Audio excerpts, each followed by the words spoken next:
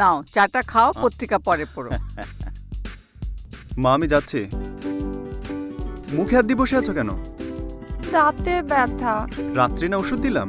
আন্দাজে ওষুধ খাওয়ালে দাঁতের ব্যথা কমবে?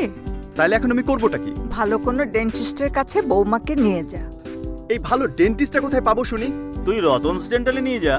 আমি 30 বছর আগে ওখান থেকে আমার দাঁত ঠিক করিয়েছি, এখনো কোনো প্রবলেম হয়নি। রতনস ডেন্টাল। এই ওঠো তো, রেডি হয়ে নাও।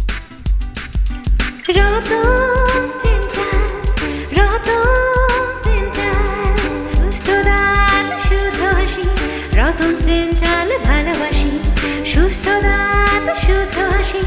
রতনস ডেন্টাল ভালোবাসি, রতন